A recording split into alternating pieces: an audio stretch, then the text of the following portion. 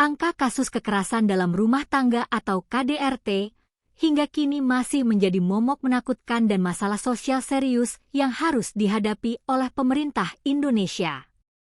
Rumah yang seharusnya menjadi tempat paling aman dan penuh kasih sayang, justru kerap berubah menjadi ruang paling membahayakan bagi para penghuninya. Berdasarkan data Sistem Informasi Online Perlindungan Perempuan dan Anak atau Simfoni dari Kementerian PPPA, sepanjang periode Januari hingga Oktober tahun 2025 saja, tercatat ada 25.180 kasus kekerasan dengan total korban mencapai 26.861 orang. Mirisnya, dari puluhan ribu kasus tersebut, 14.000 diantaranya terjadi tepat di dalam lingkungan rumah tangga, dengan korban yang didominasi oleh kaum perempuan dan anak-anak.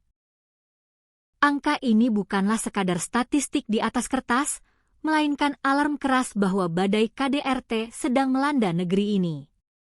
Salah satu kasus terbaru yang menggemparkan publik terjadi di Kota Semarang, Jawa Tengah. Sebuah peristiwa berdarah menimpa seorang perempuan berusia 25 tahun berinisial AY. Korban ditusuk secara brutal yang diduga kuat dilakukan oleh suaminya sendiri, seorang pria berusia 29 tahun berinisial F. Tragisnya, aksi nekat ini dilakukan di area publik, tepatnya di lingkungan sebuah sekolah dasar di Kecamatan Ngalian, Kota Semarang, pada Jumat sore, 19 Juni 2026. Kejadian bermula saat pasangan suami istri ini sama-sama menghadiri undangan sekolah untuk mengambil rapor anak mereka. Kapolsek Ngalian, Kompol Aliet Alfard, menuturkan bahwa hubungan rumah tangga keduanya memang sudah retak dan sedang dalam proses perceraian. Bahkan, sang istri diketahui sudah tidak pulang ke rumah selama 2 bulan terakhir. Pertemuan tak sengaja di momen pembagian rapor tersebut justru berujung petaka.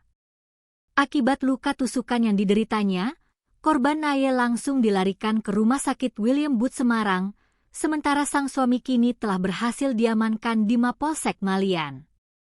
Belum kering ingatan publik atas kasus di Semarang, rentetan kekejaman KDRT lainnya juga mencuat di Jawa Timur dengan akhir yang jauh lebih memilukan. Seorang bidan yang mendedikasikan hidupnya untuk kesehatan masyarakat di Rumah Sakit Umum Besuki, Kabupaten Situbondo, harus meregang nyawa di tangan suaminya sendiri.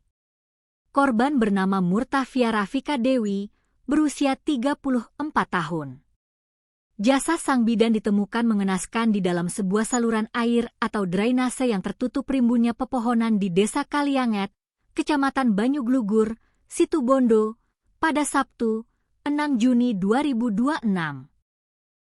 Melalui gerak cepat jajaran Polres Situbondo, sehari setelah jasad korban ditemukan, pelaku yang berinisial R berhasil diringkus tanpa perlawanan. Kasat Reskrim Polres Situbondo, AKP Selimat, mengonfirmasi bahwa pelaku langsung ditetapkan sebagai tersangka dan menjalani pemeriksaan intensif. Dari hasil penyelidikan kepolisian, terungkap fakta keji di balik pembunuhan sang bidan. Motif utama yang mendasari tindakan gelap mata sang suami ternyata dipicu oleh rasa cemburu yang buta. Berdasarkan pemeriksaan fisik, sebelum mengembuskan napas terakhir, korban diduga kuat mengalami penyiksaan berupa pemukulan berkali-kali di bagian wajahnya. Eksekusi terakhir dilakukan pelaku secara sadis dengan memukul kepala bagian belakang korban menggunakan sebongkah batu yang ditemukan di lokasi kejadian, sebelum akhirnya jasad korban dibuang ke drainase demi menghilangkan jejak. Kini, batu dan sejumlah pakaian korban telah disita polisi sebagai barang bukti. Dua peristiwa kelam di Semarang dan Situbondo ini menjadi cerminan nyata dari betapa mengerikannya dampak KDRT jika terus dibiarkan tanpa adanya penanganan dan deteksi dini. Kasus-kasus ini menjadi pengingat bagi kita semua bahwa perlindungan hukum dan penguatan mental dalam rumah tangga adalah hal mutlak yang tidak bisa lagi ditawar-tawar.